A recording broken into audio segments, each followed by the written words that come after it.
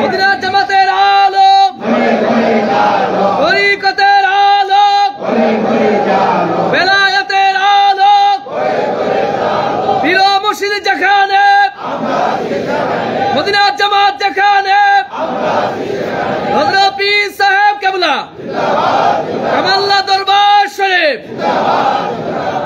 আল্লাহুম্মা সাল্লি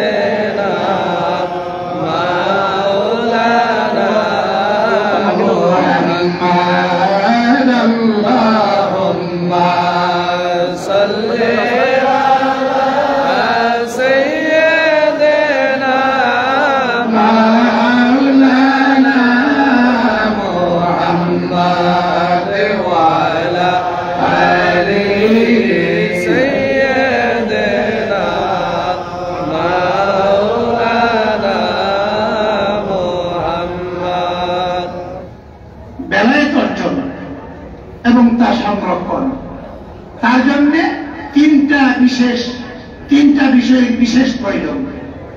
তিনটা বিষয়ের অধিকারী হওয়া, তিনটা গুণে গুণান্বিত হওয়া, তিনটা আমল এই তরিকত পদ্ধতির জন্য জরুরি।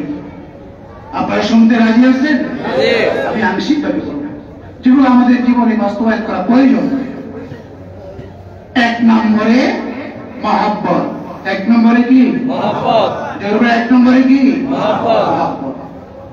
এই মহব্বতের ব্যাখ্যা বিশ্লেষণ দিতে গেলে বহু সময়ের প্রয়োজন হয়। আমি সংক্ষিপ্ত আকারে বলব। মহব্বত, প্রেম, ভালোবাসা। এই ভালোবাসা হচ্ছে সবকিছুর মূল। ভালোবাসা কি সবকিছুর মূল?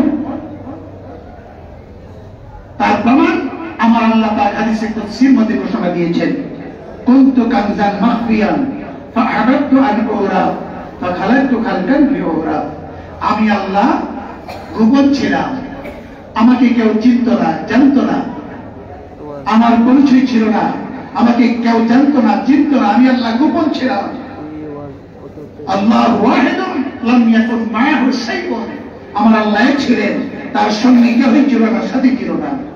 এক পর্যায়ে আল্লাহর কুদরতি অন্তরে একটি প্রেমের জোশ উদয় হয়ে গেল, একটি ভালোবাসা উদয় হলো, একটা ইচ্ছা উদয় হলো। ফাহাবাবতু, হুব্বুন থেকে ফাহাবাবতু, হুব্বুন তার মাত্রা প্রেম, ভালোবাসা। আমার ভালোবাসা উদয় হলো, আমার প্রেম উদয় হলো, আমার ইচ্ছা হলো না এইভাবে আমি একা একা থাকবো না, একটা সৃষ্ট জীব সৃষ্টি করে আমি তার সঙ্গে পরিচিত হয়ে যাবো। বলুন সুবহানাল্লাহ। ফাখালাতু খালকান লিউরা। সেই জন্যই আমি সৃষ্ট জীব সৃষ্টি করলাম, কি জন্যে? যাতে আমি পরিচিত হয়ে যাই। এই কথাটাই বাংলা ভাষায় কবি বলছেন, আরে মানুষকে বানাইলো আল্লাহ প্রেমের কারণে, মানুষকে বানাইলো আল্লাহ প্রেমের কারণে, প্রেমের ডোরি বান্দরে মদিনার শনে, আইরে প্রেমের ডোরি বান্দরে মদিনার শনে। নবী বানাইলো আল্লাহ প্রেমের কারণে, নবী বানাইলো আল্লাহ প্রেমের কারণে, প্রেমের ডোরি বান্দরে মদিনার শনে, আইরে প্রেমের ডোরি বান্দরে মদিনার শনে। আল্লাহ রাসূল বান্দায় আছে প্রেমের কারণে, আল্লাহ রাসূল বান্দায় আছে প্রেমের কারণে, প্রেমের ডোরি বান্দরে মদিনার শনে। জোরে জোরে বলুন সুবহানাল্লাহ। আমার আল্লাহ পাক আমার রাসূলের পাককে এই সৃষ্ট জীবদের সৃষ্টি করলেন, তার প্রথম সৃষ্ট নবী মুহাম্মদুর রাসূলুল্লাহ সাল্লাল্লাহু আলাইহি ওয়াসাল্লাম। সেই রাসূলের পাককে তৈরি করে সেই রাসূলের পাকের নূর মুবারককে তিনি নূর দ্বারা সৃষ্টি করে সেই নূরকে লক্ষ্য করে বললেন, কুনি মুহাম্মাদান, তুমি মুহাম্মদ হয়ে যাও। সুবহানাল্লাহ বলেন। শুরু হয়ে গেল অস্তিত্ব, সৃষ্ট জীবের অস্তিত্ব শুরু হয়ে গেল। কোনি মুহাম্মাদান, তুমি মুহাম্মদ হয়ে যাও। এই কথার ব্যাখ্যা বিশ্লেষণ বহু সময়ের প্রয়োজন, আমি খুব সংক্ষিপ্ত আকারে বলছি।